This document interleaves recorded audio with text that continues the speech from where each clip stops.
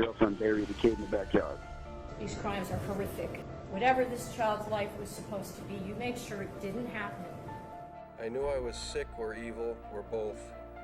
220 dispatch, you jumped. We have fire out here. Yeah, well, where is he in the water? In custody at 324.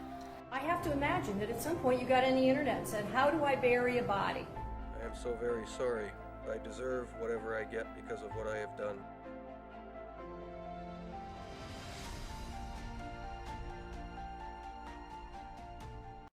Warning: this video includes sensitive and graphic information. Viewer discretion is advised. Hi everybody, it's Lady Curious, aka Curious Raven. Today we have a true crime that has been solved. I have been working on this for weeks, but this actually involves a child, and I had to take more breaks in between getting all the information, going through all of the videos, interrogations, because it's a case that breaks my heart. This is the case of Jordan Rodriguez. Some of you might have already heard this case, and this is probably going to be 2 parts. To understand this case, I need to start at the beginning with the Jordan's mom, Larissa Rodriguez. She grew up in Cleveland, Ohio. Her birth mother was on drugs, but in 1998, Larissa reported while she was a teen mother at the age of 17, her baby's father was abusive to her. At that time, she lived with him, and she tried to go back to her birth mother, to go back home, to get help, but her mother denied her coming home. Her mother said she needed to find her own way. Finally, Family and Children's Services were contacted, and Larissa was removed from her mother's care. She was then adopted and stayed in Cleveland, Ohio with 2 sisters and adoptive mother siblings. In 2007, she actually went through something pretty hard. Her adopted mother was murdered by her abusive partner. Her name was Emma, and she was stabbed 12 times in the chest. And this happened when Larissa was around 24 years old. Larissa was devastated. Larissa said that she was a loving, caring mom and was always there for them. So far, she had a rocky life. Larissa is a mother of 9 when this incident happened, and pregnant with 1. 10 children altogether.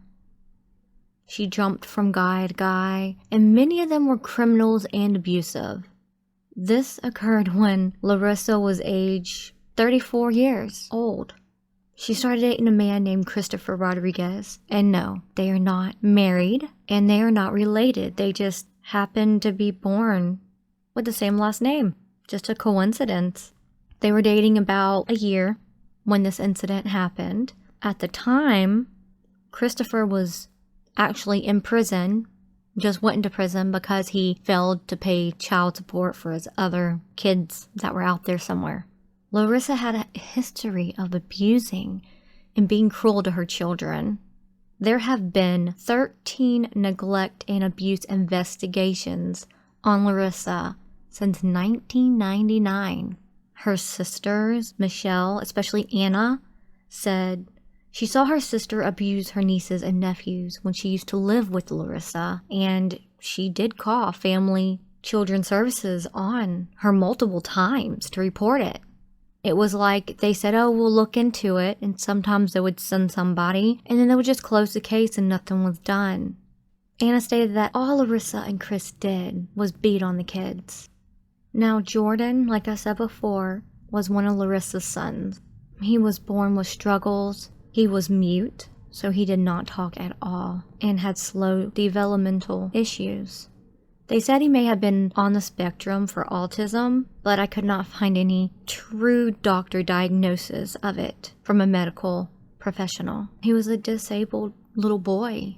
His family described him as a sweet, happy little boy. He was born in 2013 and died September 2017. Most of Larissa's other children are in the system, and at that time, she had 5 children in her custody. A friend of Larissa reported that one time she was there, she found Jordan looking half dead in a closet. She called FCS on her and reported it. Both of Larissa's sisters put many calls into Family Children Services to report the abuse, but they would send people over there but never supposedly found anything. The system failed these children, especially Jordan.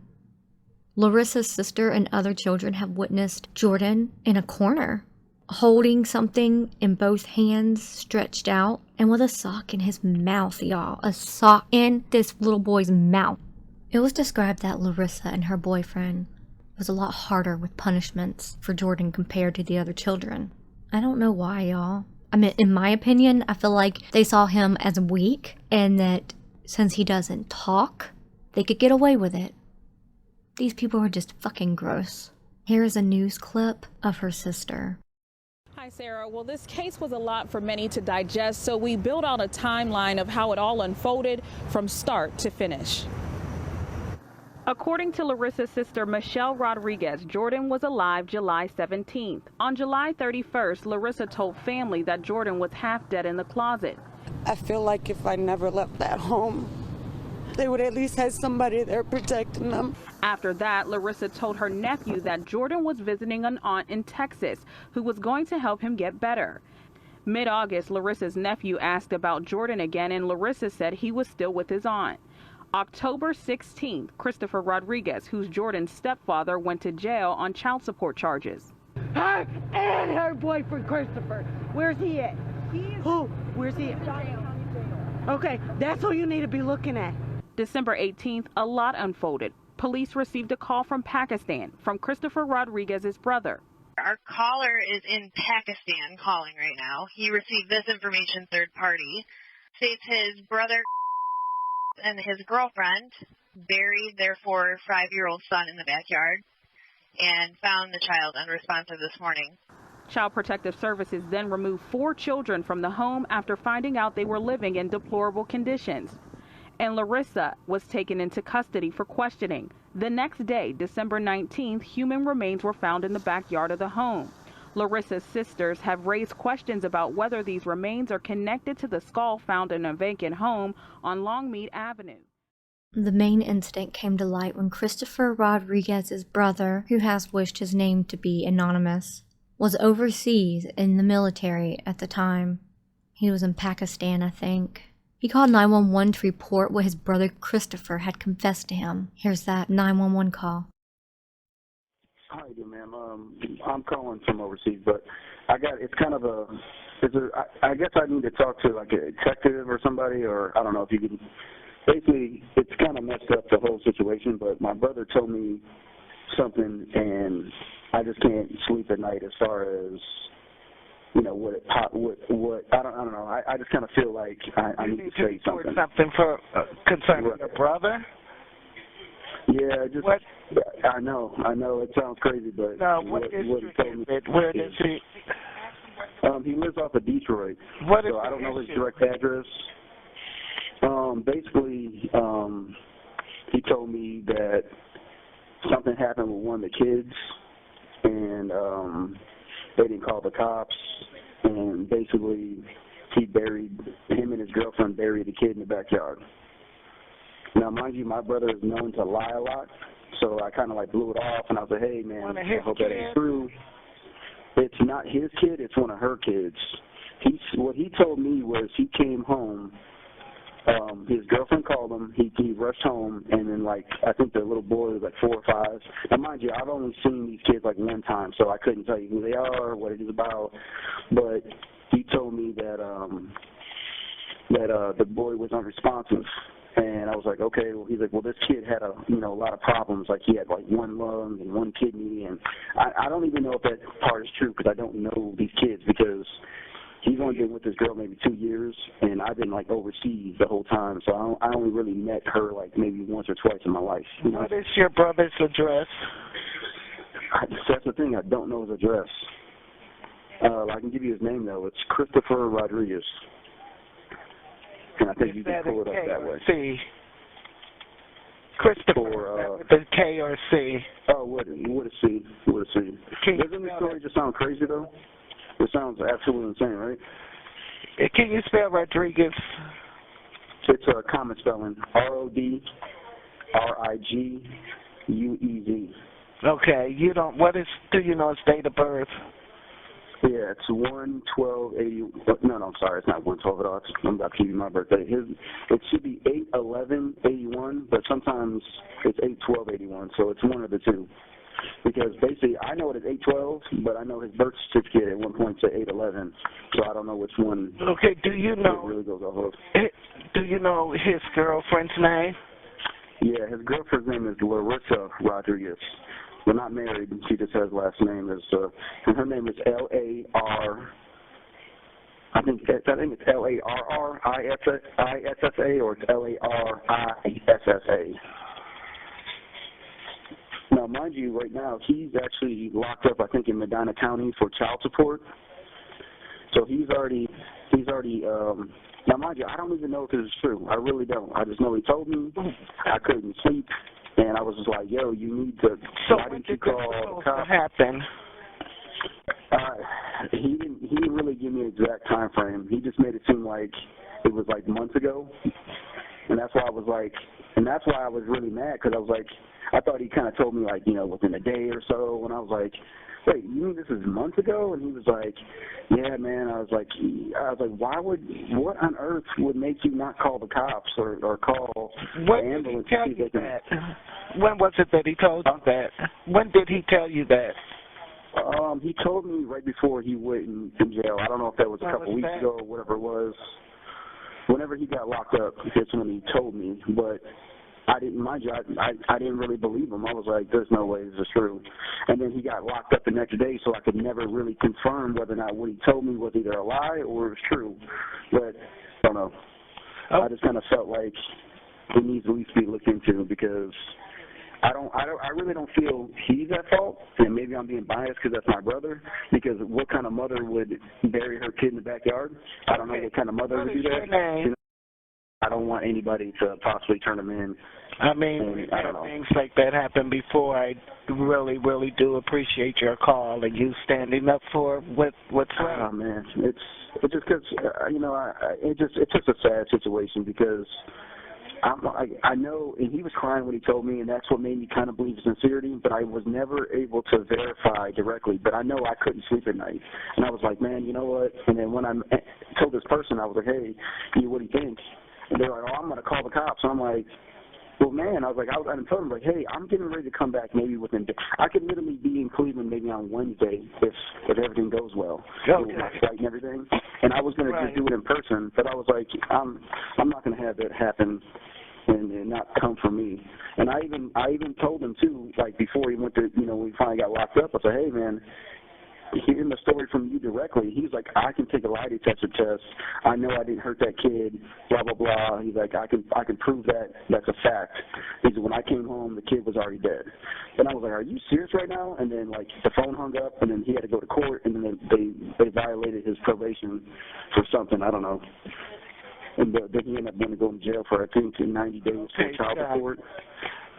We're going to have the police check it out, okay? And they try to get. And he told me, all he told me was that the kid was buried in the backyard. Now, that's all I know. And she had so many backyard. kids. Yeah, right in his backyard. And that's all he said. He's like, we buried him in the backyard. But the kid in question, I don't know what his name is, but I guess he has a lot of problems. So I guess the only way to really figure it out is figure out how many kids he actually has and then figure out which one's missing. Because what he did tell me that made me kind of believe his story was he said him and his girlfriend told the older kid that he was staying with her sister, who also has a special needs kid, and that way they don't question it. You see what I'm saying? Like this, and I was like, it just okay. So I don't know. They may think that he's with her sister. Right. Exactly. So the older kids might actually think, hey, this, he's with his. Okay. So they might not question things. Christopher told him that his girlfriend called him at work and begged and pleaded with him to come home because something happened. And when he got there, Jordan was unresponsive. And he told his brother that while on the phone, supposedly, he cried when he helped Larissa bury Jordan's body. in the backyard of their home. Now, when this 911 call came in, they sent police over there to follow up, but they couldn't just go in there guns blazing and start digging up the backyard. They have to have some type of substantial tip or something like that to actually, get a warrant and do all that. So here is that police officer's body camera video where he first went over to Larissa's house. There's a car in the driveway.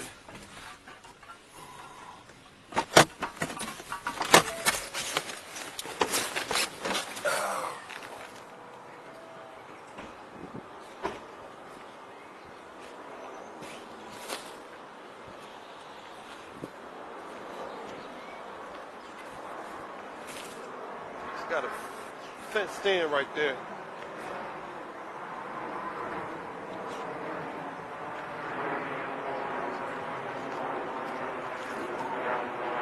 Run display, Frank, yesterday, Lincoln, 7437.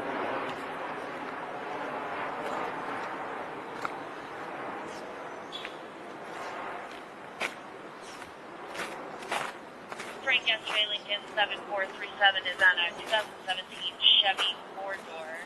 Anyway? Listed out of Lakewood. It's showing 227 attached to it for a Tony Smith.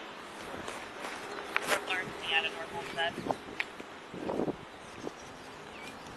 Okay, it's parked in this yard over there. Copy.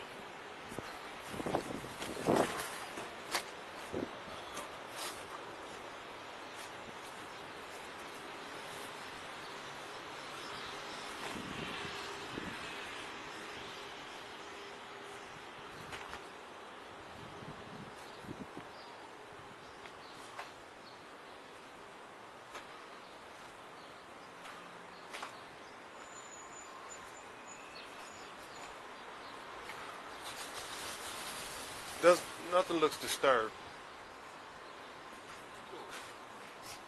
The gate is open.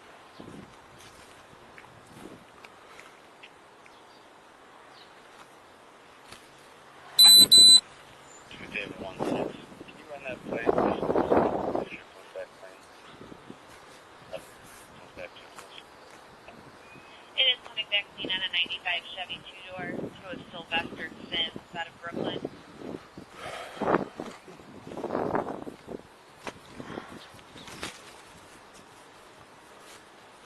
That's coming back to somebody with a warrant or something. I have that address. Start tapping on these doors over here. Doesn't nothing look disturbed over here, by the way. The address is going to be 4923 Ridge Road, 4923 Ridge Road, and the only phone number attached is going to be 216-559-8119.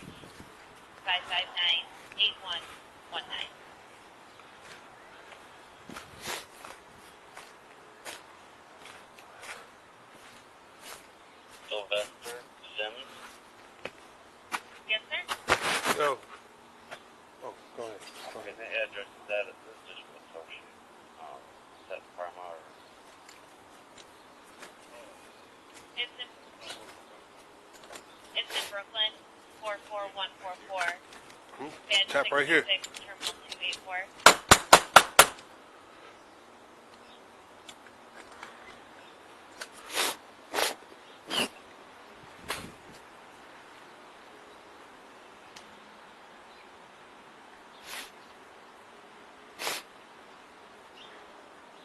Radio to Adam 17 for 1.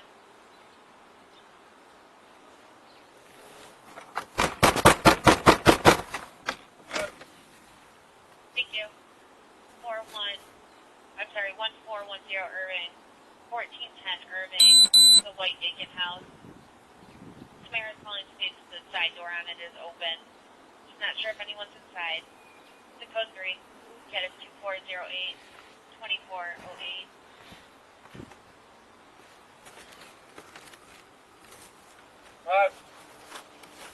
Thank you, 1022.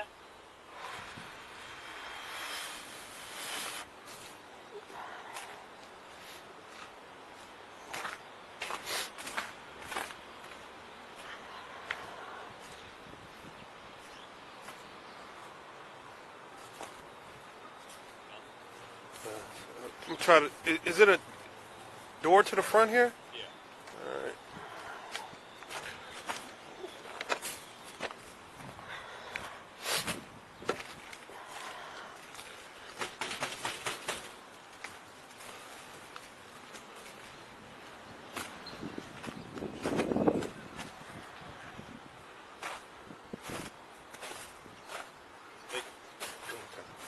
Adam 11, and just for info. Go ahead. Per the caller, this is an update that we just got. Per the caller, stating that the child was possibly buried a couple of months ago.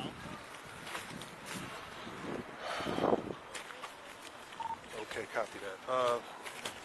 On the update on our end, there's nothing in the rear looks to be disturbed, so we have somebody at the door right now, so stand by. Yeah. 7222 to channel 2. She's got 5 kids. 7222. Are your kids here? I need keys at West 41.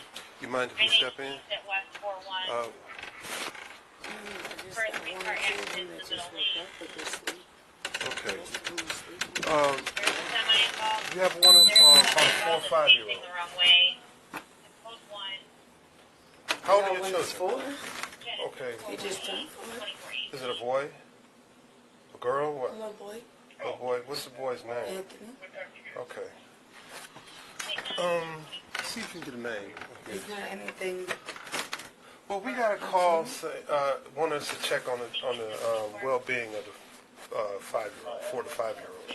All my kids are good. Okay. What can we see? They're laying down. Okay, I believe you. Don't mind me, man. But I have them all taken out in my room. Okay.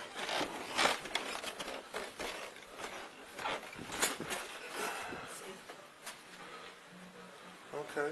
Negative, just My on the oldest brother one, of she's Christopher right there. Rodriguez and his girlfriend, Larissa Rodriguez.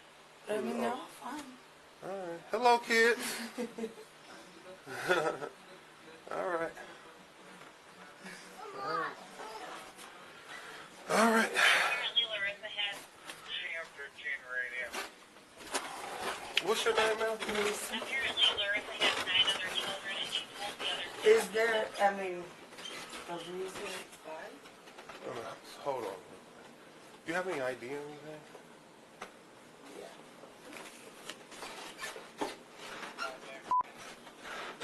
She got 5 kids. She said she has 9.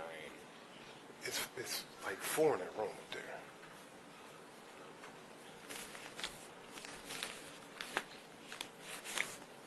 Watch the walls.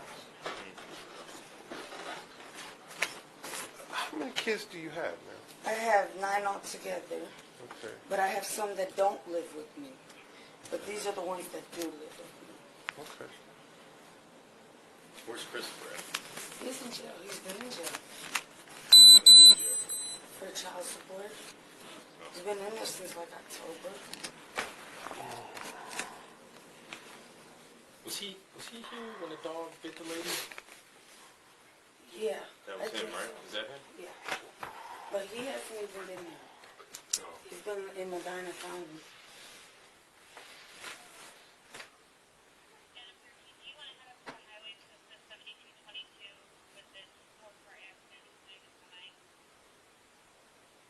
That's why I was surprised when my son came down and said, "Mommy, the police." I said, "Huh?"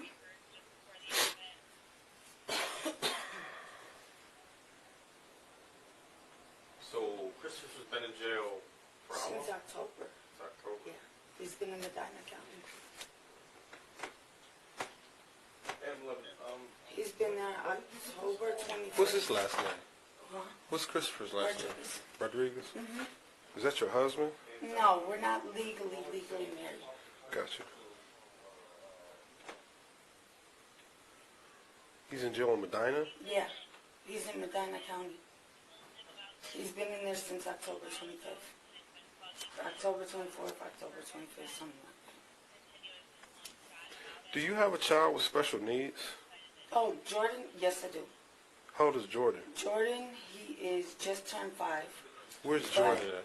He's with his dad. He's going to be visiting for the holiday. He's not here with us right now. for the holiday. Where's Dad at? In Texas. He's not even here. Is that who you guys are pertaining to? Maybe, possibly.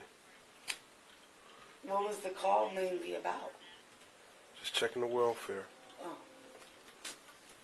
I get these all the time because I got ignorant ones who want to sit there and call on me. Do you know, what's his dad's name, Jordan's dad? Patrick. Pat? Do you have a number to Patrick? Can you reach that? We need a list of all your kids' names. A list?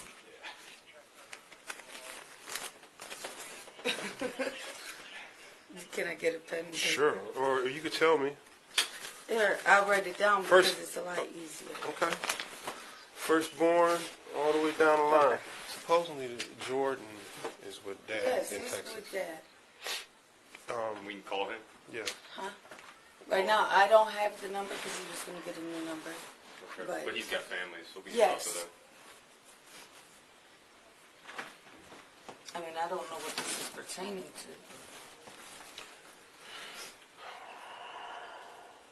Just to the young, oldest to the youngest. And if you know the date of birth, put it under there. That'll be fine.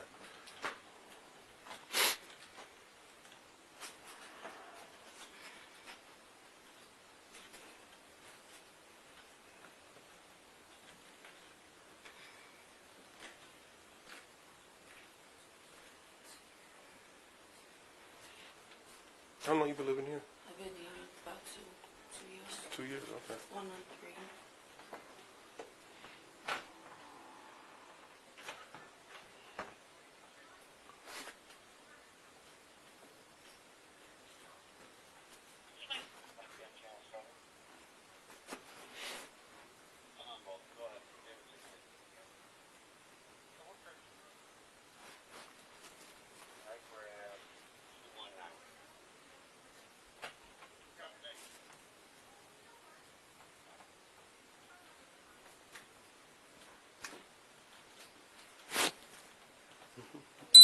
Hi.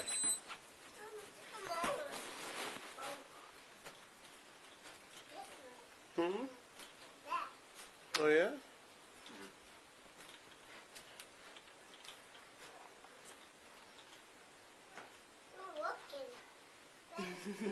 Yeah. The oldest ones that they're probably talking about too is Angel Gilbert. I haven't had custody of them since years ago. Do you need that information too? Or Well, you say you had All 9. your kids. those? I'm only missing. Okay. If you got 9, you're a little short. A couple short there. Okay, I'm gonna put the ones that I don't have right here, non-custody. Okay. And where are they at? Those, these ones are, he went to foster care. One's with the grandmother. Then I have the other one who took Dad to custody. Okay. So.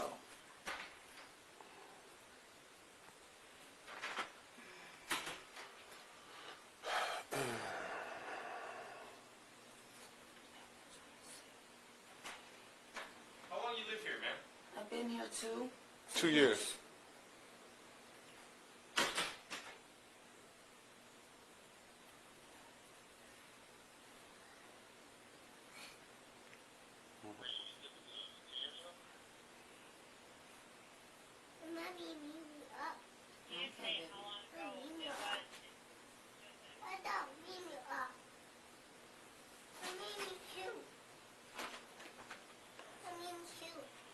What's that?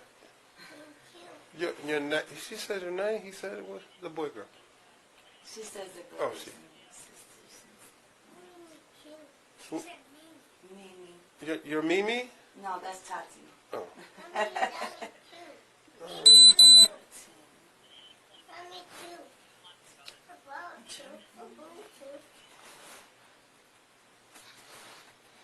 Do I have to put what they?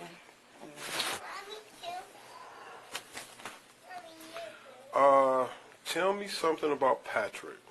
Do you know anything about Patrick? He stays in Texas. I mean, we were together for about 2 years. What's his last name? Strong. We wasn't together actually too long. He was just like an internet thing. Do you know his? Do you know his like when he was his birth date or anything? No, that I did not. You know, we. What's Jordan's last name? Rodriguez. He took it from me.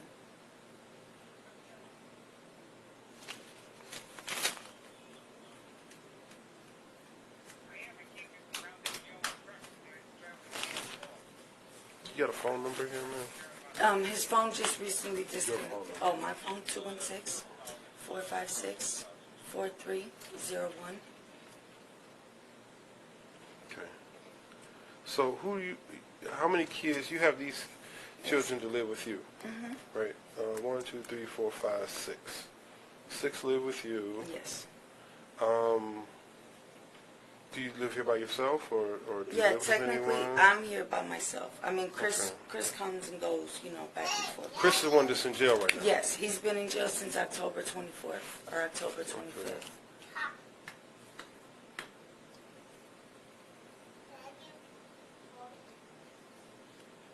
Okay.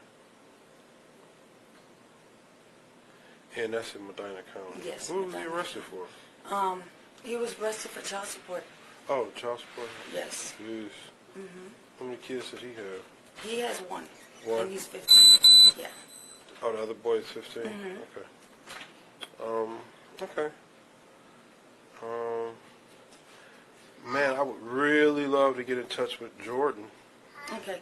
Is there any way I can give you, when I find the number, to contact you? I got 2.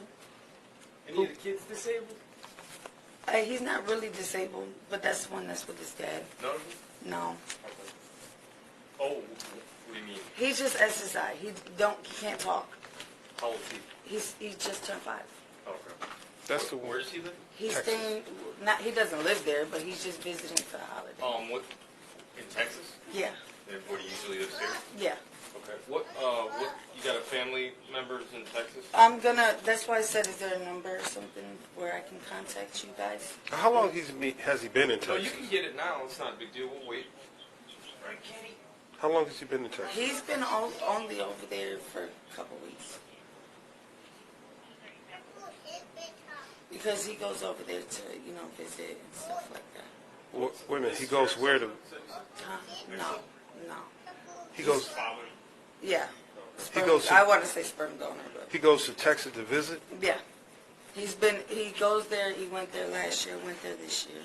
Okay. Because he just goes to visit family out there. But I mean, other than that, he's here. So Jordan has family members in Texas. Yes. All right. Yes. Do you know any numbers or how to get in touch with anybody who actually lives in Texas? I mean, right now, his phone just got disconnected. What's his address? I'm waiting for him to call me. What's his address? I don't you know just his didn't send name. the kid to who knows who, right? I mean, no. I mean, I don't know the address personally because me and his dad don't really associate like that. But you let him go with him, right? Right. He just had his phone disconnected. He's going to be calling me with the phone number. So, and that's the only way I can contact him.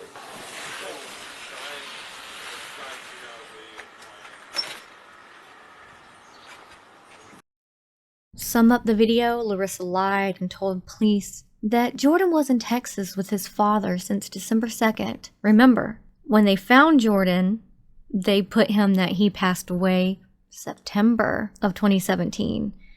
And she was saying that he left December 2nd, 2017 with his aunt. But I'm flabbergasted, y'all, because she literally was like, oh no, I don't know his number. I don't know their address. There's no way I can get a hold of them. And it was just like, are you freaking kidding me, you little lying ass? Around this time, Larissa's family and some of her children knew that she had something to do with Jordan's disappearance. I'm going to enter a news clip here of her oldest son begging his mother to tell them where Jordan was. Little boy was deprived of his life at a really early age. Justice will be served. That's promised. An emotional night outside the home of 5-year-old Jordan Rodriguez. A candlelight vigil for him as his mother sits in jail, charged with his murder. Our James Girardi was at that vigil earlier tonight where we heard from Jordan's oldest brother for the very first time. And he has a message for his mother in jail. Ma, I just wanted to let you know that I still love you, but I want you to tell me the truth and what really happened. 19-year-old Angel Alvarez is Larissa Rodriguez's firstborn son. Flanked by his aunt and his father, he begged his mother to tell him what happened. Tell me the truth. I'm your oldest son. You never lied to me. I don't know why you would lie. And I just wanted to tell you I love you, and I'm going to get justice for Jordan. He's my little brother. You're my mother, but I have to do what I have to do. A family torn. A mother they know and love, now charged in the murder of her 5-year-old son, Jordan Rodriguez. We're bound to get justice for Jordan. This is what this all boils down to. At the end of the day, it's for Jordan. But Larissa, I love you. To bless this family in the name of Jesus. Outside the home where the remains were found Tuesday, buried in the backyard, friends, family, and strangers came to help those hurting the most. Anna Rodriguez is Jordan's aunt and Larissa Rodriguez's sister. There definitely was a devil here. Definitely was a devil here because she helped me raise mine. Court documents revealing this week Jordan's body showed multiple signs of abuse, including broken ribs. The 5-year-old developmentally disabled boy lived here with 4 of his 8 siblings. His mother's boyfriend, Christopher Rodriguez, lived here as well. Investigators are working to build a case against him too, though he has not yet been charged. That was James Girardi reporting. The medical examiner is still working to officially identify the remains found in that backyard as well as a cause of death. I will be putting in Larissa's interrogation video here. Understand your rights? Yes, I do. Okay. Some things have changed overnight. We did a lot more work on this. We just have a few questions. When this all happened, did you have a cell phone back then? When this all happened, yeah, I just can't remember what number I had. What kind of phone was it? I had it was the same one as my daughter, the Samsung Galaxy on 5. What color is it? Silver and black. Okay. Did you also have like a Samsung phone with a white backing? Like a brand new one? Oh, I know which phone you're talking about. That we found, my daughter had found that. It was between 2 phones that was in the house. There was a bigger one. Well, this one was found underneath your back porch. Oh, probably my kids. Probably took it and threw it back there. Which kid? I don't know. Probably one of my little ones. Why would they throw it Because back? they play with it. Oh. It don't work. You know, we found it and if we couldn't get it to break the code or whatever, actually Mariana found it when we was walking to the gas station. So we couldn't break the code or nothing, so we just let the kids play with it. Okay. When I tell you some things have changed is we did talk with the coroner. Okay. And they finished their initial examination. And there are some problems. The problems being Jordan had an old left wrist fracture. His left wrist was broken at some point and it was healed. It healed on its own. How? That's something you need to tell us. Jordan also has 3 fractured left ribs that healed on their own and a fractured right rib that healed on its own.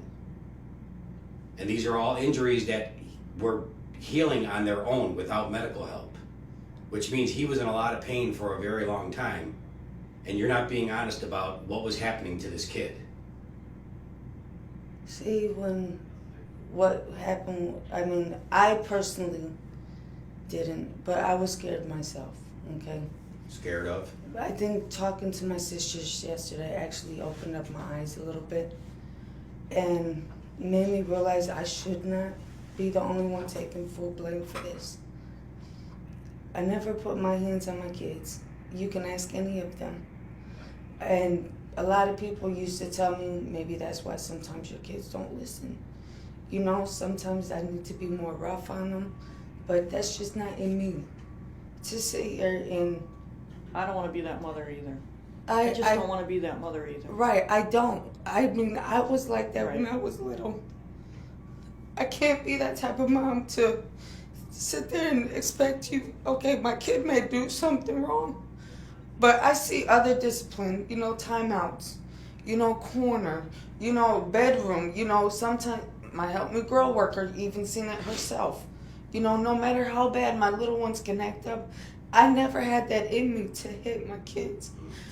But I think I was just so scared because I used to get my ass beat by Chris just because I defended my kids. My daughter, my oldest daughter, my oldest son can tell you, my older son had a pull knife on him because he put his hands on me the way he did. How long were you and Chris together? About 2 years.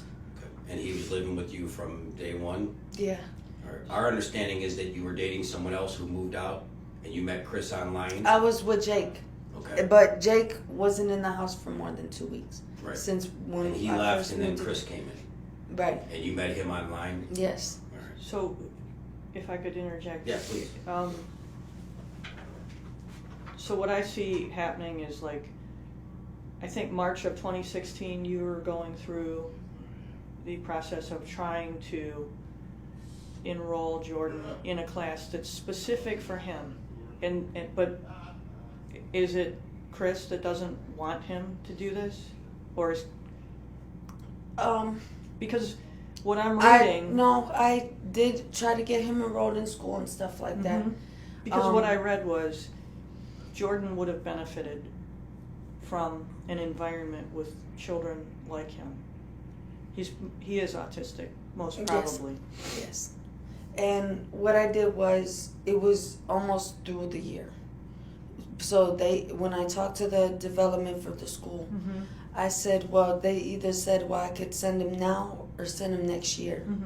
I preferred that he would have started the following year, so that way he's got a whole entire full year.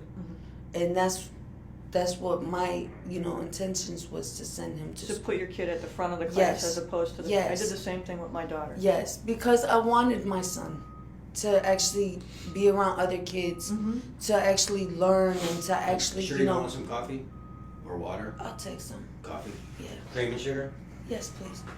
And I was doing what I can, and if you notice, none of my kids or nothing ever went through this until I got with Chris. I know. That's why, listen, Nina, I'm not trying to give you a hard time. I'm a mother and you're a mother. And I know you're grieving. my sisters made me realize that, Listen, I know you had a horrible upbringing. That's terrible. I know. So the most that we can do now is to...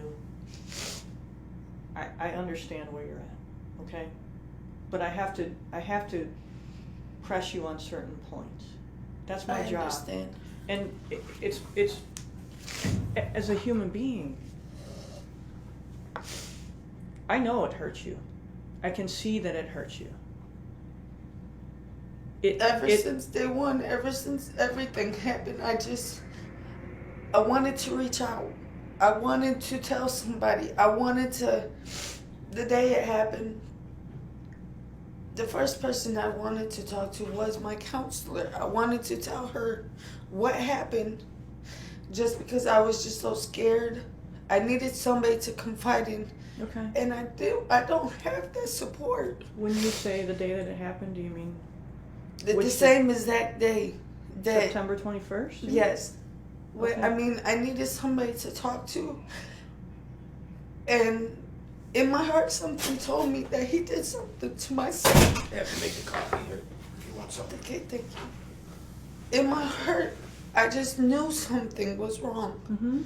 I just knew it. Okay, if he can hit on me, and he can discipline my other kids, but he wouldn't discipline them like he did Jordan. How does he discipline Jordan? It was just different.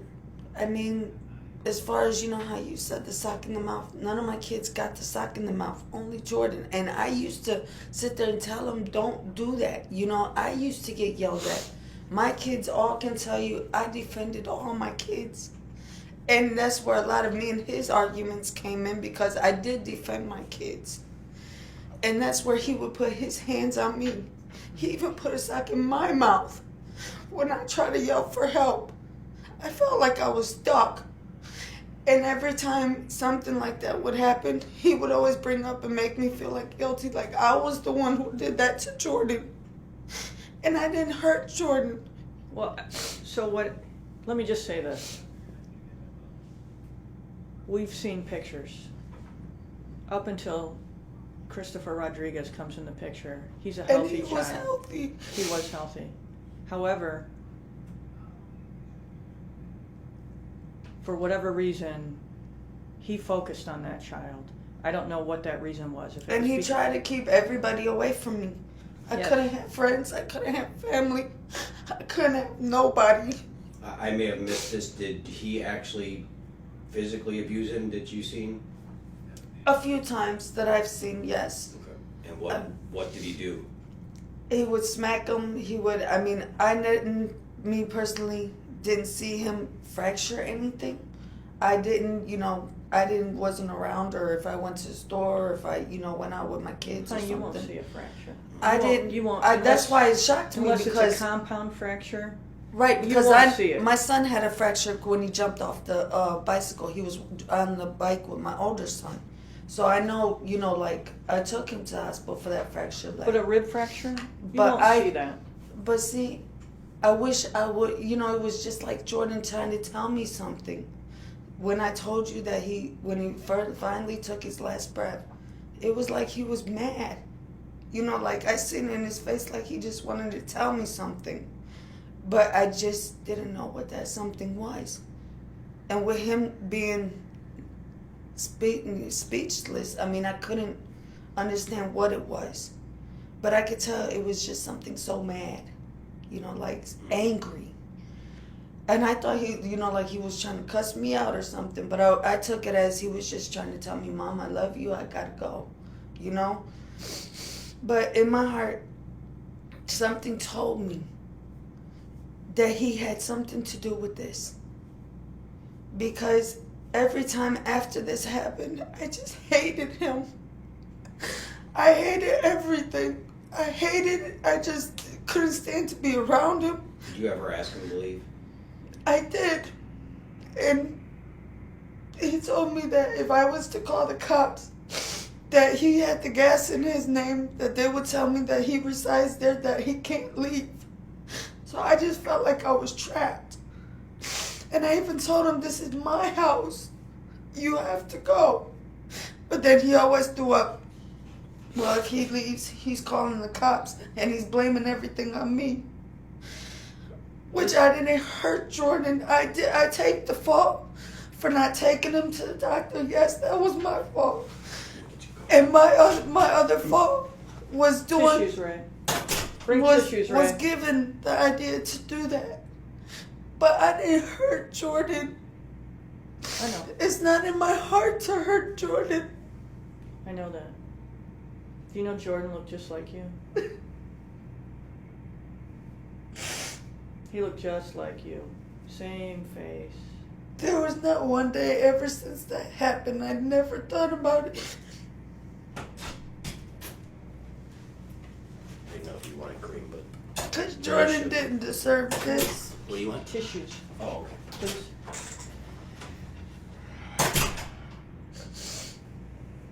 Please. Jordan's not, because we have your DNA, he's not identified yet. So I'm hopeful that later today he will be positively identified. You asked me if you could see him.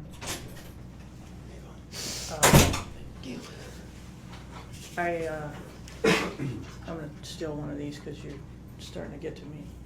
I'm sorry.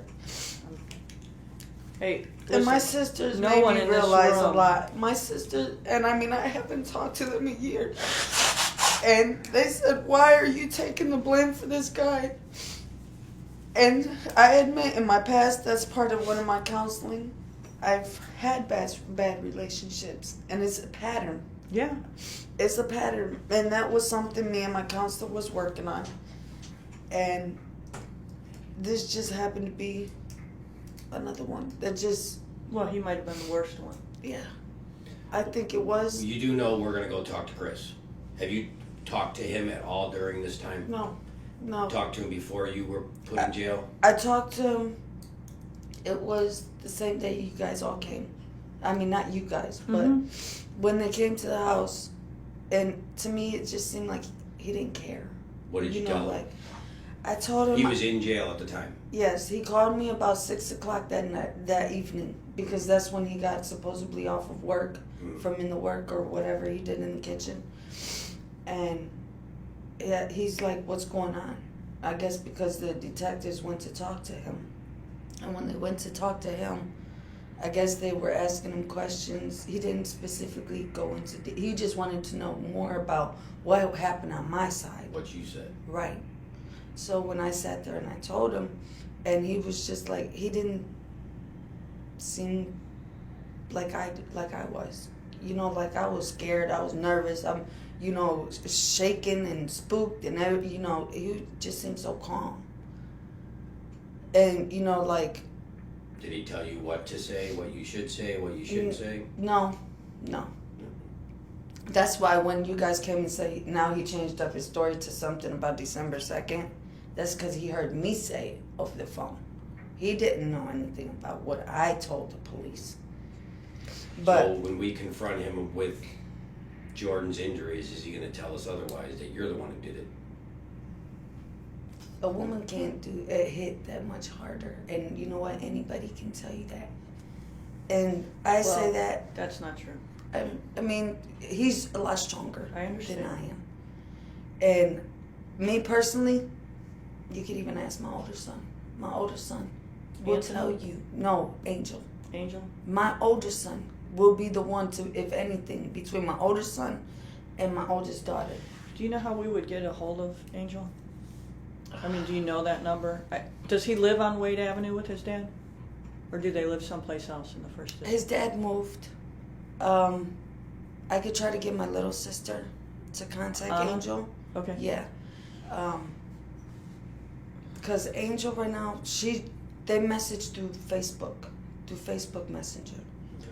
But I remember him leaving my oldest daughter a message with a phone number. The oldest daughter is Mariana? Yes. But I don't even know if the detectives got her phone. I mean, I tried calling, she's not answering.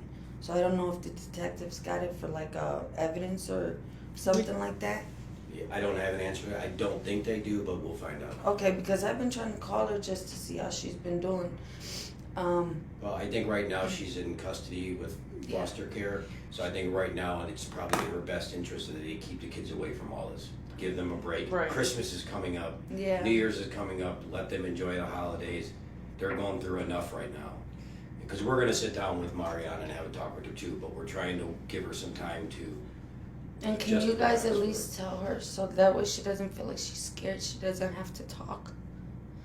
Can you guys please tell her that you guys know that I did open up and tell them and tell you guys? We will tell her that you told us the truth.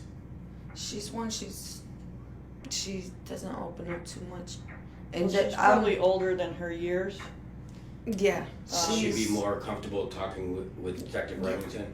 Yeah. Okay. Well, then I mean, not only that, but at the same time, if she knows that mom opened up and mom, you know, was honest and told, then she'll feel like it's okay for her to open up, that she doesn't have to feel scared that he's going to do something. Okay. So, do you want to know about the children? So they took, you have 4 older children. They split them 2 and 2. 2 and 2. And one of the dads was just here yesterday. They came and saw me yesterday. Okay. But I kind of almost refused their visit, but I didn't. Just because something told me it would make me feel better. So, the older children are 1 hour from the city of Cleveland. They're together, 2 and 2, in 2 different Are the homes. girls with the girls and the boys with the boys? I don't know that specifically. All I know is that Erica Armstrong and Bill Rozier, I think. I don't know who that is. So they're in charge of their placement. That family is keeping them away from the television. So they're not seeing what's going on. Ray and I decided that the state of Ohio mandates that DCFS talks with them in the first week. We decided, between the two of us, that in the first week, we don't want to talk with them. Because you wouldn't believe this based on our interview yesterday, but I spent 10 years in sex crimes and child abuse. I want to give your children a chance to decompress, to have normal holidays. Right. And then to let this, pass over through the holiday. This is traumatic, and when they find out that Jordan is deceased, it will further be traumatic. So, in their first visit, a counselor from Frontline will be with them, and they will explain to them that Jordan is deceased. And then Ray and I would like to sit down with Mariana because she's the oldest, and it's my understanding, you can correct me if my understanding is wrong, she was close with Jordan. And it's also my understanding that Mariana may have been touched physically by Christopher Rodriguez. No, not in my knowledge. Okay. Mariana, and I know that for a simple fact because Mariana was always with me. Okay. Mariana's a mama's girl. Okay. She's never been alone with him.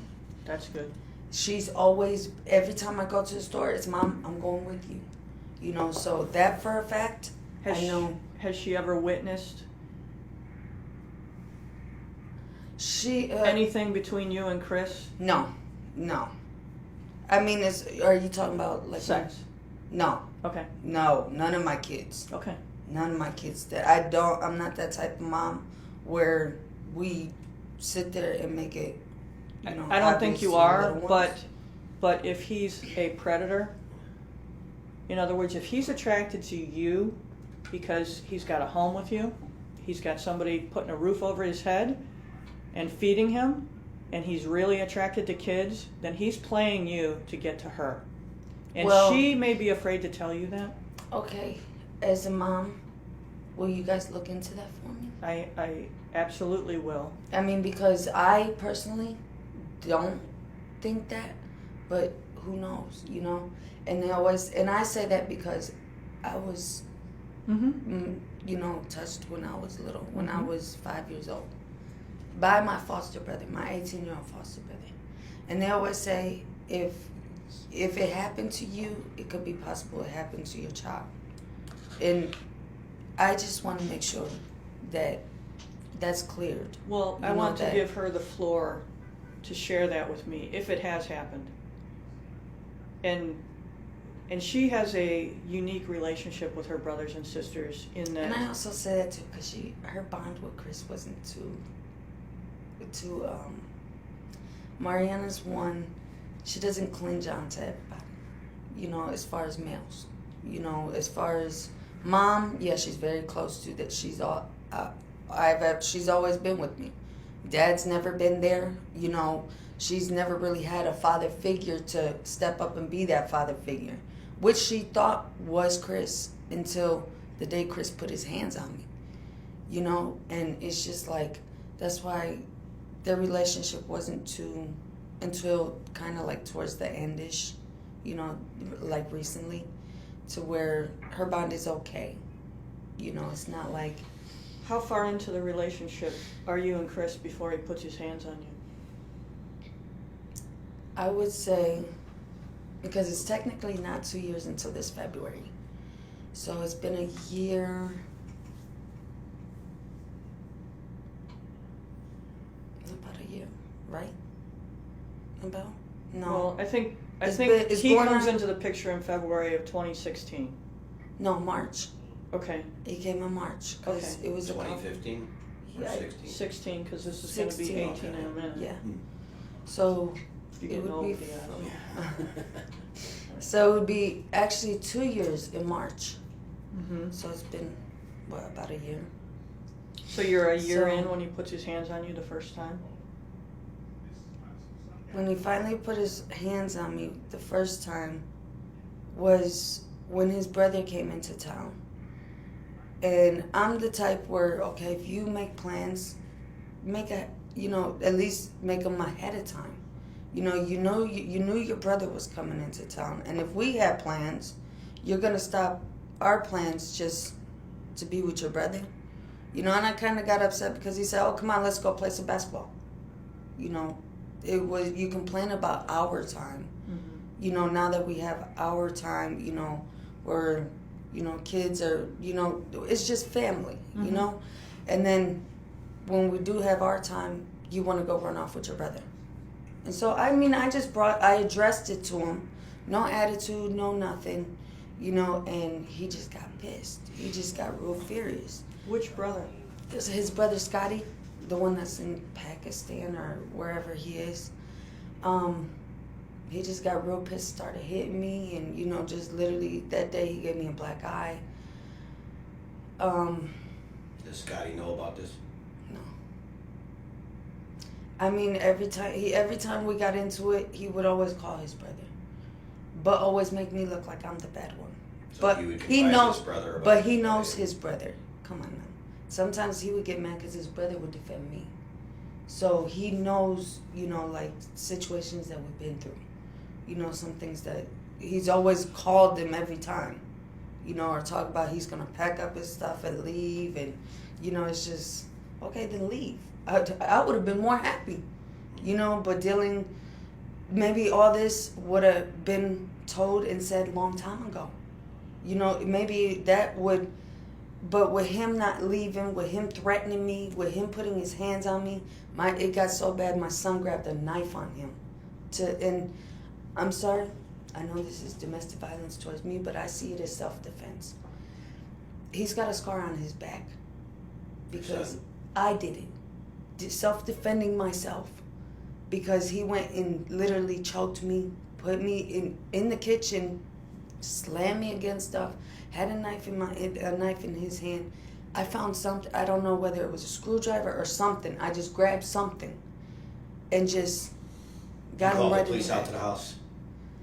Somebody called. No, nobody, nobody. And that's what gets me is that street is so highly protected by police. That why didn't somebody? I mean, I even tried to jump out the window, try to get some help from somebody. I feel like I couldn't even leave my house. And then when I sat there screamed, he put a sock in my mouth.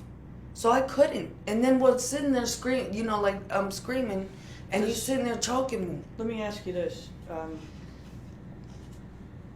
Is he, what you described to me about Jordan losing weight in his arms while developing a pot belly, that's malnutrition? See, you can, even when you talk to my daughter, that's why I thought something was wrong going on with his kidney. Okay, but because he was losing the weight, he was doing, but... I'm not saying you did this. My question is that some sort of discipline that he does to this child? No. Does he withhold food from him? No. That's why none of us ever thought it would have been anything like that. Me, I thought it was his kidney because when he eat, everybody eat. All my kids eat first. I served every single last kid of mine first. And my daughter and my son, anybody can tell you. When I cook big meals. Mm-hmm. And Jordan, he was one to always eat. Mm-hmm. Always. We got pizza, he eats like 5-6 pieces of pizza. And it surprises me because he was like, where do you put it, Jordan? He always ate. That's why it surprised me when he started kind of losing his appetite. And I used to have to sit with him and say, Jordan, you got to at least eat something. At least take a couple bites, because I never had that problem with him. When does he begin losing his appetite? I don't know the specific date. Roughly. 2 months. Summertime, springtime, wintertime? I could say it was about maybe summer, early summer. You know, he started losing appetite. I got him to at least drink something. I don't, you know, like some behaviors where I saw were uncalled for. Sometimes Jordan will wake up. I mean, remember how I told you, like, with his rocking? That's a signature. I don't mean to... No, he's always did that ever since when he was a baby. That's sort of a signature of children who have spent time in an incubator or children who are autistic. They will rock and self-soothe themselves. See, that's the first time I heard that. Because I even asked the doctor too, and I was like, why does he do that? You know, I guess self-soother. Because I wasn't there to, you know, rock him and cuddle him, and you know, until he was 4 months. That was what he used to do. And then used to get up in the middle of the nighttime. I used to, like, he would sleepwalk. So I would, you know, sometimes have to keep an extra eye on him because I caught him one time going to the bathroom, getting toilet water and drinking toilet water. And I'm looking like, why is he, you know, like, is he even alert when he's doing this? You know, it would be like certain behavior, you know, like, and I used to have to stop him. He'd go straight to the refrigerator. I don't even know if he's, like, awake when he's doing this or what, if he's sleeping or, you know, it's just things that I had to watch out with him. And he would just, like, get into anything and everything. And I noticed that when he did it, even after Jordan was gone, my other son was doing it. My other little son, my 4-year-old. And I'm looking like, is it because he watched Jordan do it? Or why is he doing the same thing that Jordan was doing? That's a good question. I don't know. I mean, is it a behavioral thing? I mean, it's just something that okay, I recognize that. Jordan used to do that. You know, like, and it was just, and Jordan was perfectly fine. It was just something I felt like in that house too. Like it was not really wanting us there. You know, like a sense of something. And I guess I don't know if you guys heard about this, but I found out after I moved there. Because when I went to see the house, it had a caution thingy wrapped around it, kind of like on the front bush. And I looked like maybe it was just for Halloween decoration or something. But the neighbors and somebody had told me that actually a father had killed his son. Or something happened there.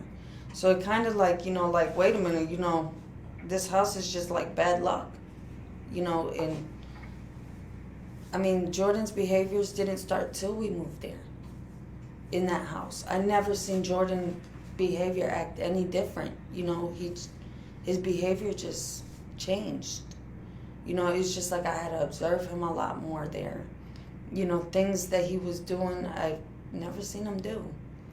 Well, to be fair, by the time you moved there, he's really developing. An autistic child may be a little bit delayed. Right, and he was 3 months delayed. He's probably even more delayed than that. If we didn't get him into school. But he's developing into himself at age 3. So, is it a coincidence? I don't know. Is there something to do with this house? Perhaps. But after you know, the things happened with Jordan, my other little one, he was 3 when he was doing the same thing Jordan was doing. Right. Is it a coincidence? I don't know. Is there, obviously you believe in spirits. I've went through a couple things myself, so that's why, like, I mean, I believe in spirits too, good and bad. I've actually had one. What kind of spirit is Christopher Rodriguez? He's a Roman Catholic. So I'm not talking about his religious affiliation. Like, what do you mean? He believes in St. Michael. Does he have a good soul with light in it, or does he have a black soul? I say he's got a little bit of both.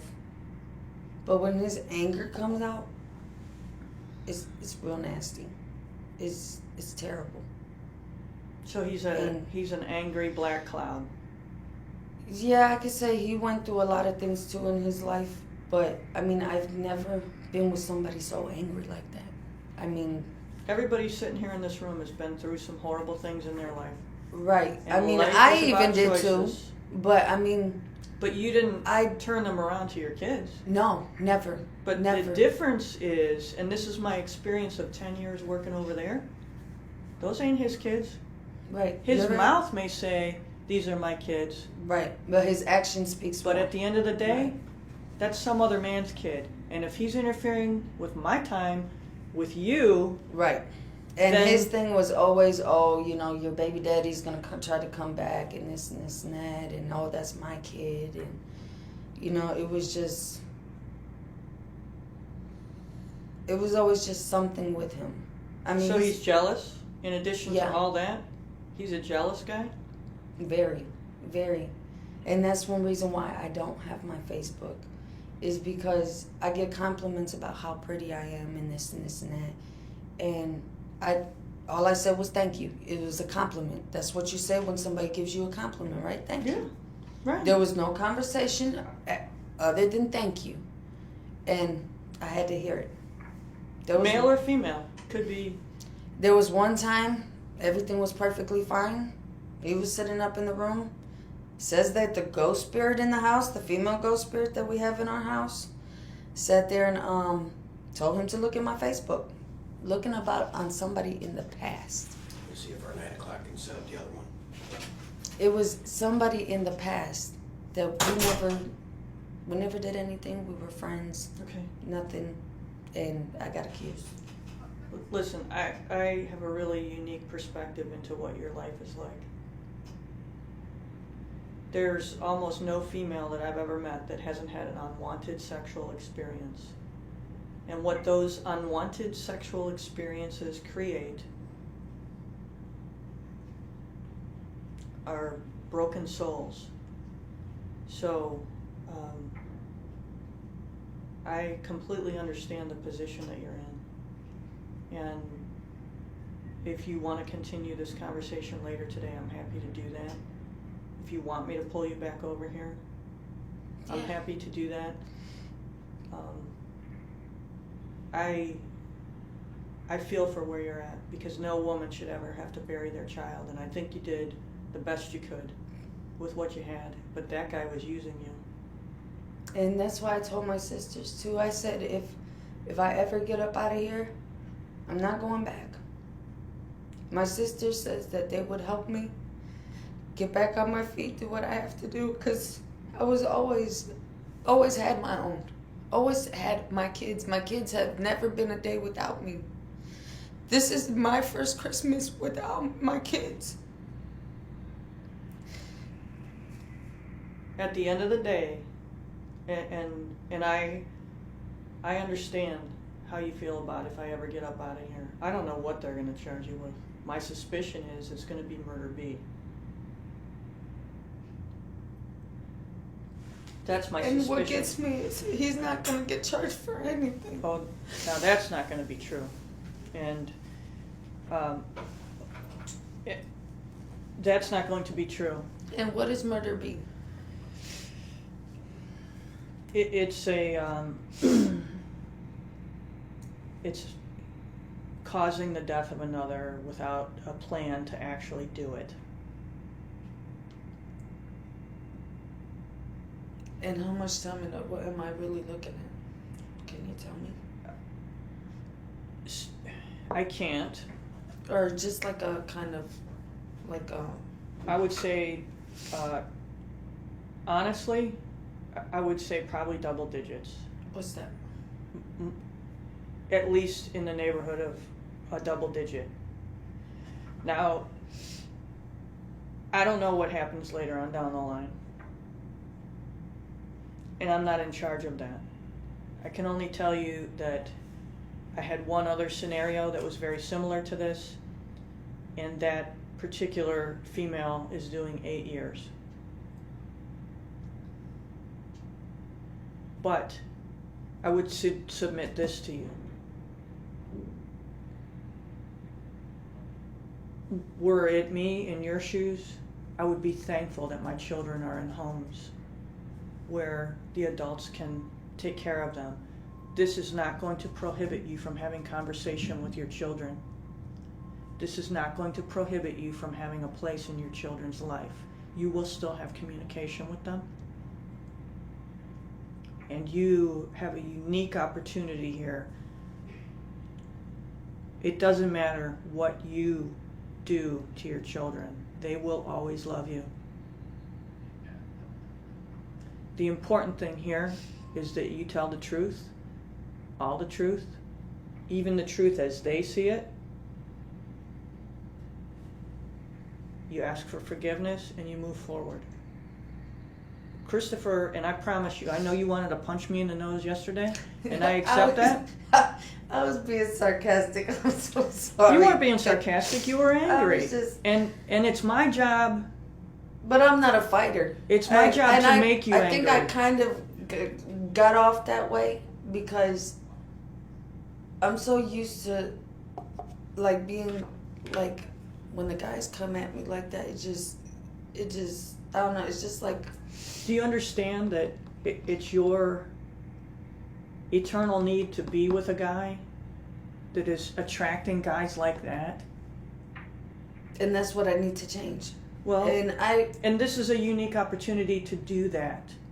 I have heal to do for that myself. Part of you. Right. So kids who are touched when they're kids wind up either hyper promiscuous or they wind up not at all promiscuous. It's up to you what you decide you were. But at the end of the day, both camps only feel good about themselves if they have a significant other. You have to heal that. You have to be comfortable with you. I don't need anyone else. I'm at peace with being alone, and only when I'm healthy will I attract someone else who's healthy. And I can say that because I'm 50. And I've been you.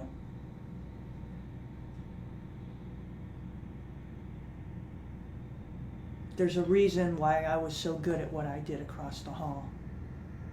Do you understand what I'm saying to you? You still are. You do a very good job. Do you understand what I'm saying to you? I've been you. As a kid,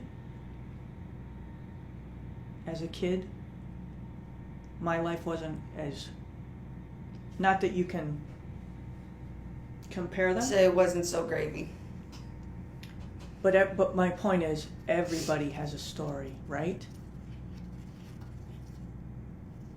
It wasn't so gravy.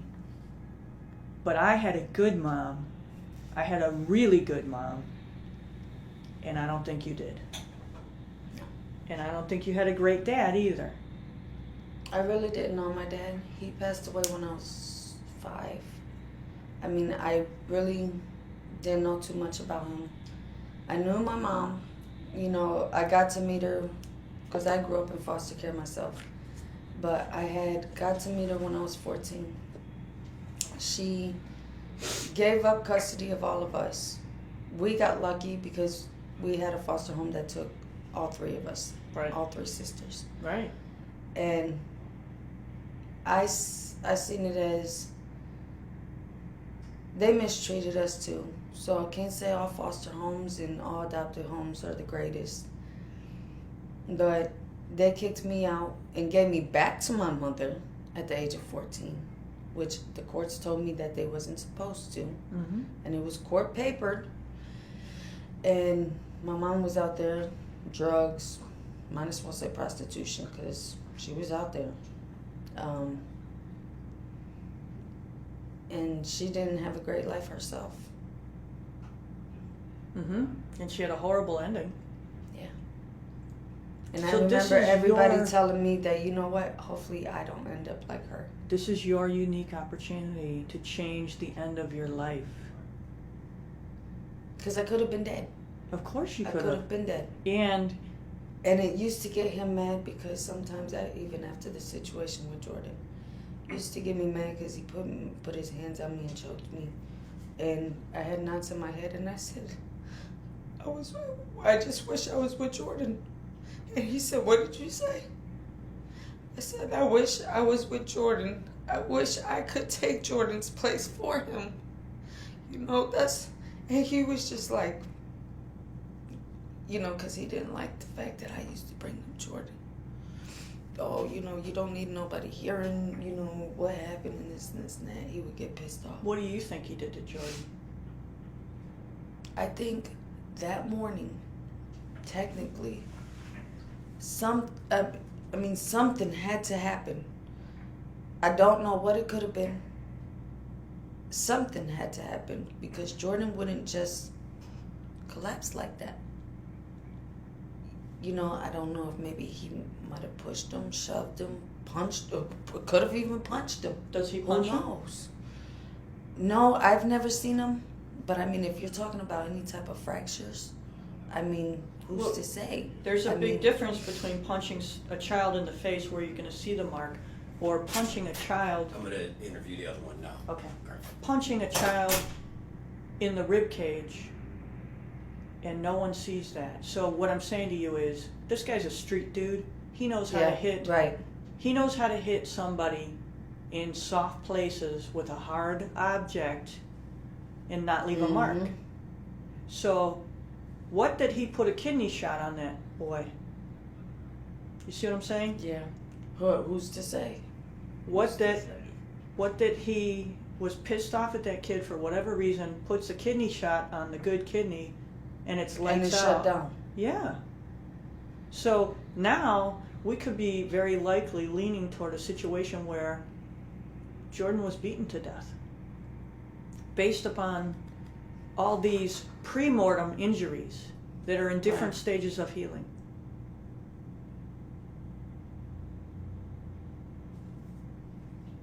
And something told me, I don't know what it was, it's just a feeling that he had something to do with this. Because I not once, ever, and as you've seen for yourself, pictures and everything, I've always posted. My kids were always healthy. I've always took care of my kids. I never hit my kids. Everybody used to tell me, even the officer at the house, as you can, he's like, maybe you need a spanking, you know, and that's not in me to do that. You know, when I was little, I got hit with extension cords. I got hit with boards. I had to kneel on rice on a carpet. And I told myself, those are things I never want my kids to go through. Nothing. Hey, I don't want to be that mom either. That's horrible. I don't want to be that mommy. I don't want to compel my child through fear. So, and I remember he always used to tell me, well, you need to discipline your kids and this and this and that. And it's just like, I'm doing my best to discipline my kids. What is his definition of discipline? His, I guess, is more like spanking, and I don't know what he considers discipline. Did you see him put the sock in Jordan's mouth and put him in a corner? One time I did, yes. And I didn't like it. I didn't. Did he make Jordan sit in a closet? Not that I know of. Not that I know of, but can't no say when I step out or, you know, something like that. But as far as the closet goes, I know my kids play in the closet. That's all I know. You know, my kids love to sit there and hang on the little bar thingy. And one time I caught my little one just sitting on the shelf up there. And I'm like, what are you guys doing? You know, typical kids. Playhouse. You know? But as far as that, I don't know. But my Jordan didn't deserve any of this. None. Well, and what I suggested to you yesterday is that the only way you heal yourself from all of this is to take responsibility for your side of the street. Meaning, if I drank, if I doped, if I didn't keep house, if I didn't put sheets on your bed, if I didn't feed you, if I was overwhelmed, if I didn't do my part to take care of you, then I own that. And right, just like I take the responsibility. I didn't take him to the doctor. That was my fault. I mean, I didn't call the ambulance when he needed it. That was my fault. I also had part in putting him there because I just had a baby. So, you know, and I'm feeling depressed. I diagnosed with PTSD, you know. And probably postpartum. And, you know, I didn't know what to do. You know, I just got scared. And I just was like, you know, And I wasn't ready to let Jordan go because I've been through so much with Jordan. You know, by myself, even before I got with Chris, I was taking him to the doctor. It was a lot, but I was working on getting there because my social worker, my counselor has a preemie, so she was working with me on some things that I could do with Jordan. Well, let me ask you this. I don't know who Patrick Strawn is. My understanding from you is that this was a one-time liaison with him, or a couple of time liaison with him? Yeah, and then I got pregnant, and here comes Jordan, and I didn't want nothing to do with him. He didn't want nothing to do with me. Okay.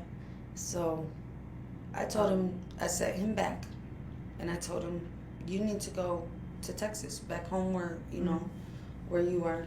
So, but my question to you is, not to cut you off, and I know you need to talk about this stuff to get it out. The law says that he has a right to Jordan because he's the father. What that he never comes forward, or we don't find him? He's not going to come forward. He's not. Then whom would you want to have Jordan? Michelle? My sister, and I talked to her last night. Michelle or Anna? Michelle. Okay. Because she's more responsible. Michelle's more responsible. She's the oldest. So, in the absence of Patrick Strawn, you would want her to have Jordan's remains? Yes.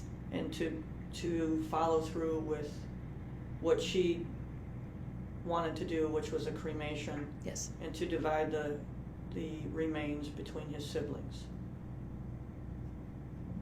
I think that would be best. I talked to her yesterday, and I told her I was going to let you know that, you know, because we all agree, he's never been there. He never wanted no part of Jordan. And even on Facebook, I could even show you from old messages. You know, I sent him pictures of when he was in the NICU. I told him when he was born. I didn't have to tell him. You know, those are things that even I try to connect with his sister. I didn't get nothing from neither. Well, what if one they come back and they do want him? Then what? I doubt it. I mean, but if they do, then there's nothing we can do. I hope not, for your sake, and I for don't. your. Me personally, I don't think they will. They've never stepped up before, so I'm thinking we just gotta think. I'm just gonna have my sister do everything until further notice. If he does come through, if he doesn't, I don't know. Okay. But do you have any questions for me at this juncture? No. But would I still be able to see him or no? So to at least say my last, finals to him. I mean, if I can't, I'll just, say them in prayer or whatever to myself. But I think I just kind of need that, closure. I don't suspect that they're done with their examination at this point. And I think that probably... They're not going to. They're probably not going to allow you that.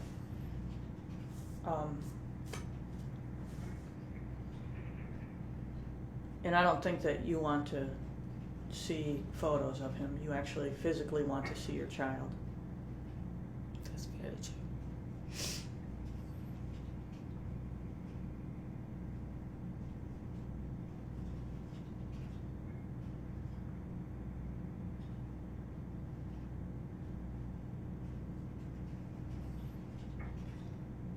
Is there any other questions you have for me at this juncture? So they're gonna go ahead and charge me today? Yes. I'm going to charge you today at some point, and you'll probably go to court in the morning, and then in the morning we're going to talk to the other half of the equation in Medina County. Good luck with that one. Well, I really don't care if he speaks or not.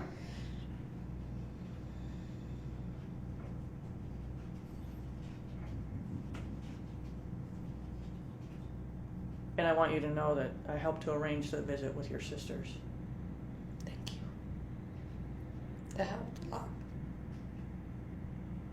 You can't go through this alone. And what I would say to you is I've had members of my own family do big chunks of time for some really fucked up shit. And they told me, Larissa, you've never had a record. You shouldn't even be here. Well, this is... And now I feel bad because my little sister, she's taking it hard. Well... And I know that she feels it's her fault. And it's not her fault. I assured her that the other half of the equation will be held responsible for his part in it. Because it's undeniable that when he comes into the picture, that this child's life changed irrevocably. So, because I was in plenty other relationships before him and nothing happened. I'll be right back.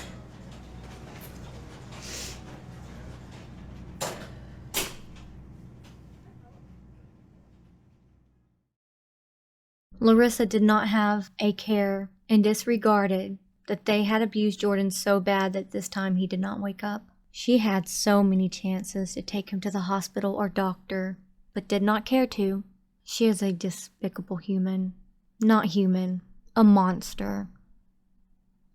She failed as a mom, and these type of people should not even be allowed to have children. Y'all, she had 10 kids altogether. In December of 2017, the police dug and found little Jordan's body in the backyard after a tip was made to police.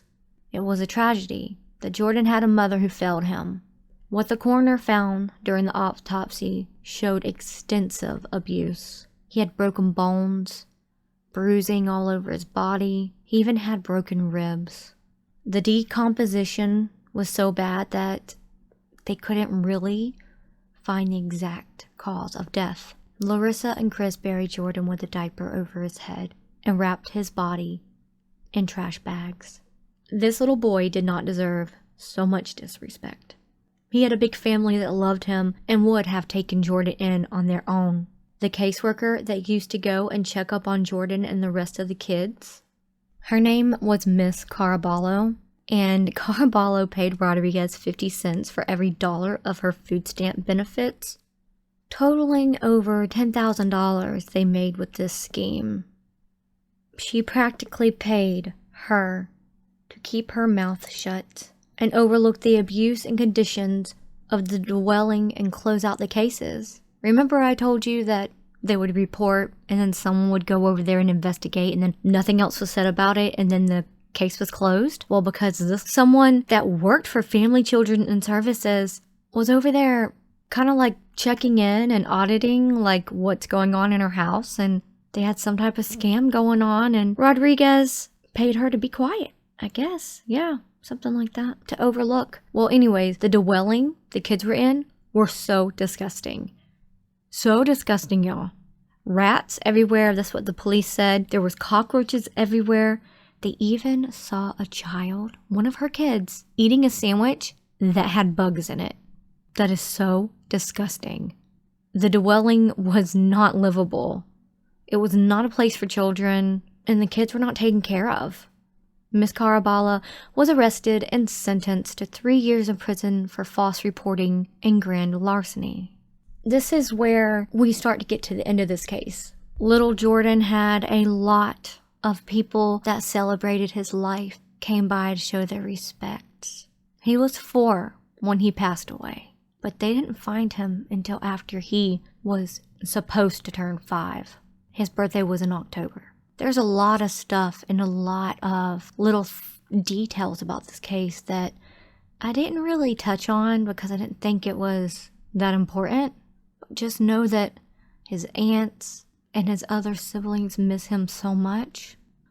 In January 2018, Christopher Rodriguez was charged along with his girlfriend with 1 count of murder, 1 count of felonious assault, 2 counts of endangering children, and 1 count of gross abuse of a corpse. The charges were filed after law enforcement discovered the body of Jordan buried in their backyard. The trial court imposed a prison term of 11 years for involuntary manslaughter, 8 years for felonious assault, 8 years for endangering children, and 4 years for gross abuse of a corpse. In addition, the trial court ordered that each sentence be served consecutively of each other.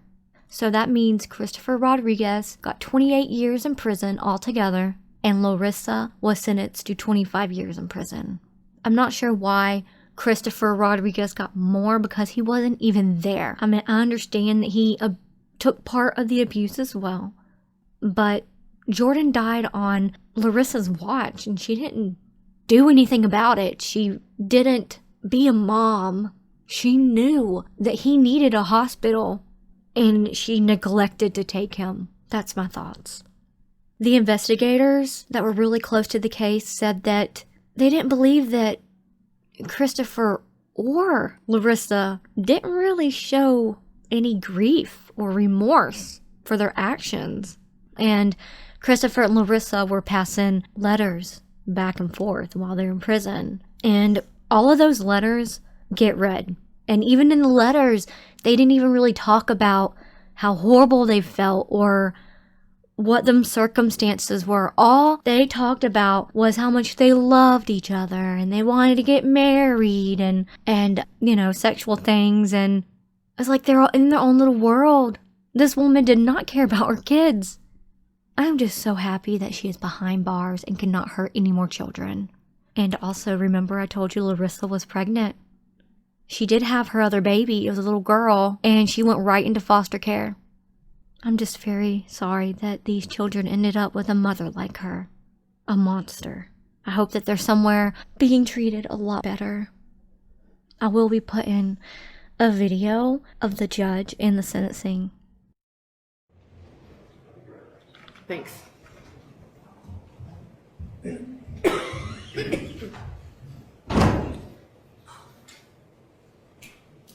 This is State of Ohio versus Larissa Rodriguez, case number 614697. She's before the court today with her attorneys. The state is also represented.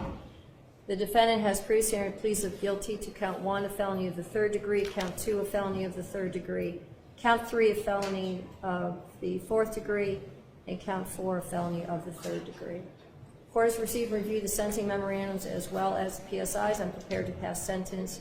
The state is present. Would you like them to go first, or do you want to go first? I would defer to the state, yes. Mr. Meyer? Thank you, Your Honor. Just like the co-defendant in this case, we have filed the sentencing memo and made what we believe are the relevant points.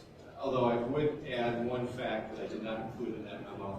The state has evidence that defendant Rodriguez also used money from the sale of her EBT card to buy gas and to facilitate visits to her boyfriend, who at the time was in prison in Medina County. So she was using the EBT money for personal expenses.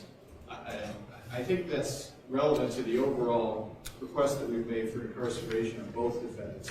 The conduct of this defendant is equally serious, but for different reasons. These were her children, and before any other expense in her life got paid, she had a duty of care to provide for her children. And instead, she sold these food stamp benefits for 50 cents on the dollar to meet her own personal needs. This came to light when one of her own children was murdered and buried in her backyard, and as the court has indicated already, most likely would continue into the future had this not been uncovered through the homicide investigation. So again, Your Honor, for the reasons we've outlined in our sentencing memorandum, this is extremely egregious conduct. Children were harmed as a result of these offenses, and the state submits that prison is an appropriate punishment, and probation would truly demean the seriousness of these offenses. Thank you. Mr. Stannard? Thank you, Your Honor. May it please the court. I have read the pre-sentence report. It does appear to be accurate. Your Honor, the defendant has admitted her guilt, and she stands ready to accept the punishment that the court deems appropriate at this time, and I thank the court. Would you like to speak? You don't have to if you don't want to. It's up to you. Mm-hmm. So in your case, you are the parent who's receiving the benefits. And as I just said to Ms. Caraballo, many people get up every single day in this county and go to work, barely make it, do everything they can to feed their children. And they pay taxes, and their money is taken from them for taxes. is given to people like you who are doing less, are less fortunate. And then for you to turn around, make a deal with somebody to take this money and use it for whatever you wanted to personally at the expense of your children is really not only not understandable to me, but it's an affront to everybody in this county who works and helps support those who are less fortunate. It's a slap in the face. You're not entitled to this money. This money was for your children, and you used it for yourself. I don't know that I've seen somebody quite this selfish when it comes to their children and the stealing of food stamps. I've had people in front of me that have stolen food stamps, but it's been more of a situation where they had food stamps, they weren't working, they got a job, and there's problems with when they notified somebody. But this is egregious. You had an intent here to bypass the system. I do think a prison term is appropriate, therefore your sentence is as follows. Count 1, felony of the 3rd degree, 3 years in prison. Count 2, a felony of the 3rd degree, 3 years in prison. Count 3, a felony of the 4th degree, 15 months in prison. Count 4, a felony of the 3rd degree, 3 years in prison. Counts 1 and 4 to be served consecutive to each other for a 6-year sentence. Counts 2 and 3 to be served concurrent to those sentences previously imposed. You're subject to post-release control on each count for up to 3 years. If you violate the conditions of post-release control, the parole board must impose an additional prison term for up to 1/2 of the term that I've imposed. Fines, fees, and costs are waived as you remain indigent and are still a prisoner in the county jail due to your other case. You are subject to restitution order, joint and several with your co-defendant, your amount being $5,029, payable to the Ohio Department of Jobs and Family Services. Any questions from the state? No, we have to Any questions from the defense? No, Your Honor, thank you. Thank you.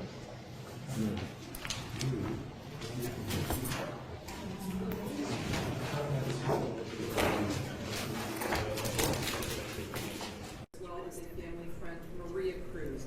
They have prepared a statement.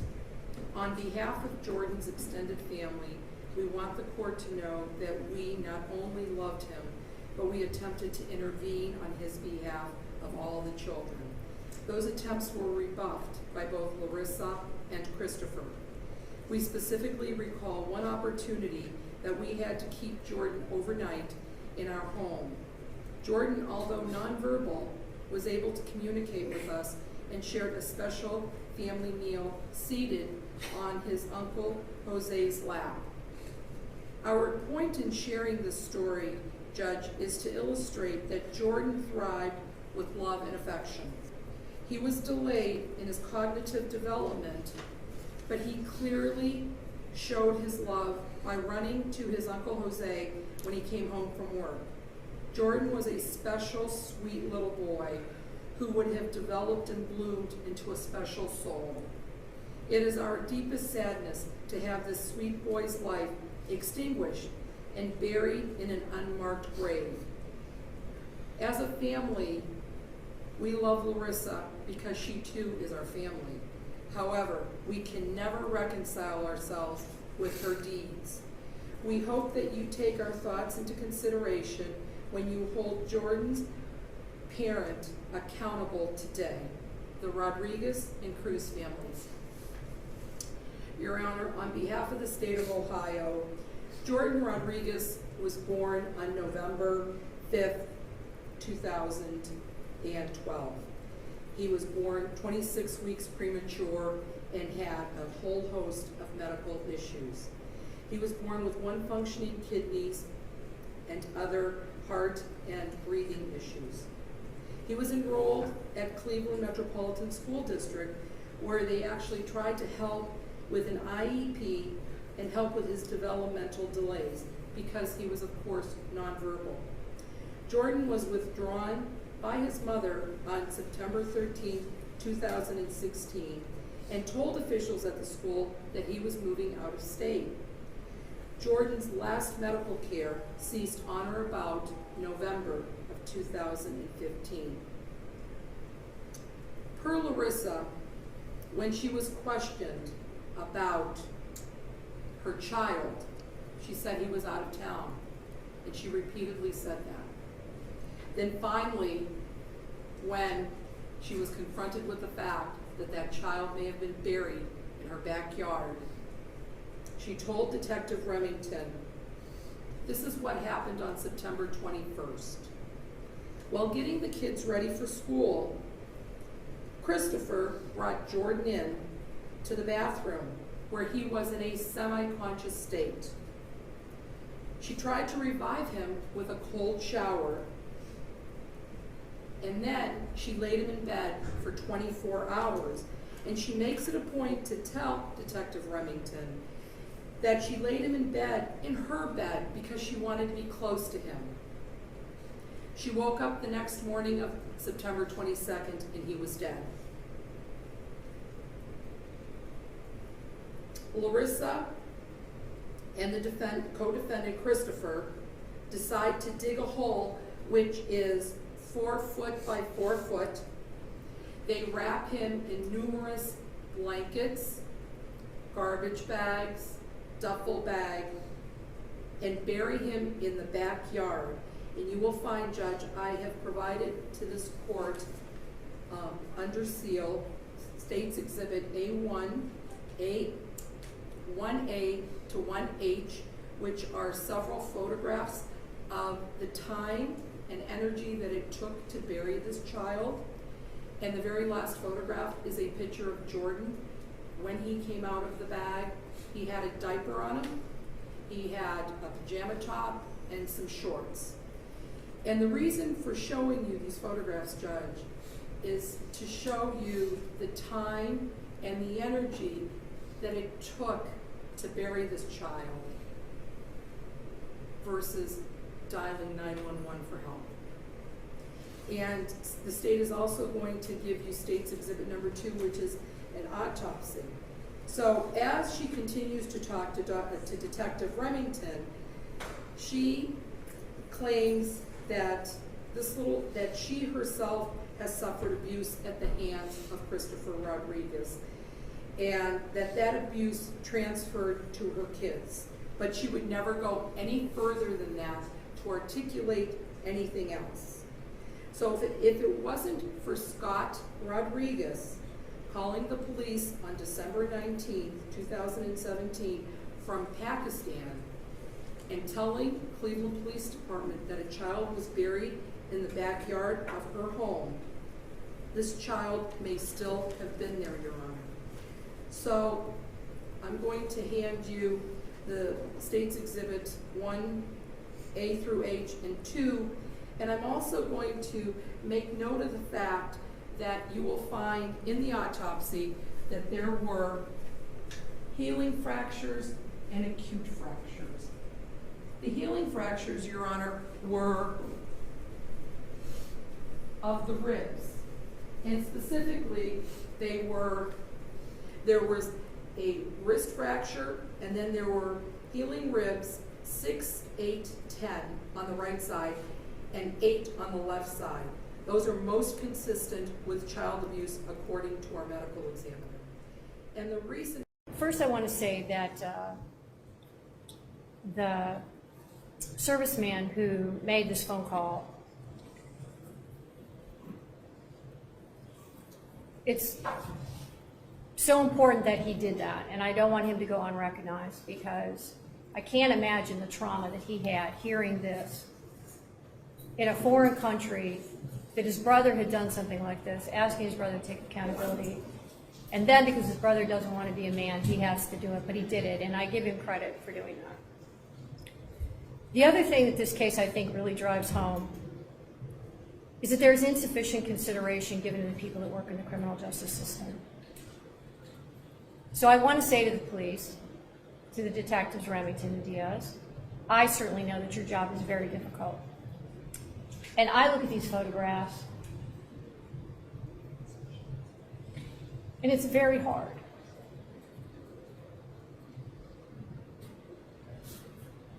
And I think you should be recognized more for the difficulty of what you do.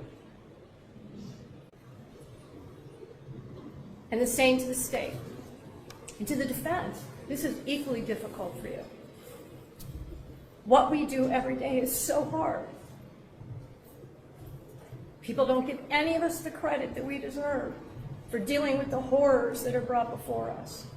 And Mr. Rodriguez, this is a horror.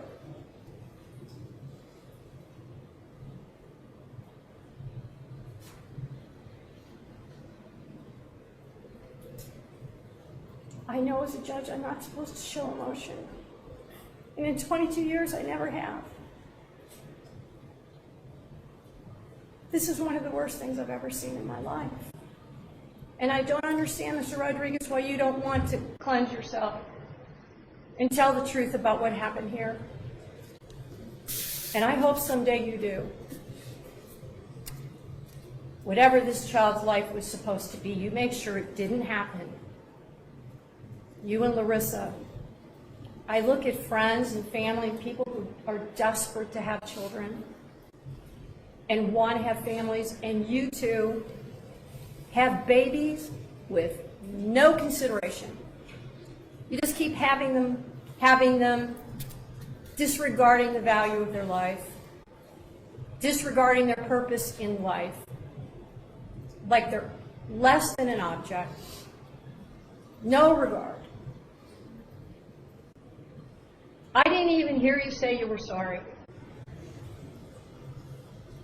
I will not accept the recommendation for Mr. Rodriguez. These crimes are horrific. There's no question in my mind that this child was abused. It's clear that you did everything you could, you and Larissa, to hide evidence to protect yourselves. You had every opportunity at so many points to make a difference, to get help, to stop beating somebody, to call the police, to ask for help, to try to take him to the hospital. I have to imagine that at some point you got on the internet and said, how do I bury a body? Because this is unbelievable to me. The level of meticulousness that you went through to not be discovered. I honestly don't know how you live with yourself. I don't know how either one of you live with yourself. The court imposes a sentence as follows. Count 1, involuntary manslaughter, felony of the first degree, 11 years in prison. Count 2, felony of the second degree, felonious assault, 8 years in prison. Count 3, felony of the second degree, 6 years in prison. Count 5, abuse of a corpse, felony of the fifth degree, 9 months in prison. Counts 1, 2, and 3 to be served consecutive to each other and concurrent to the sentence imposed in count 5 for a total sentence of 25 years.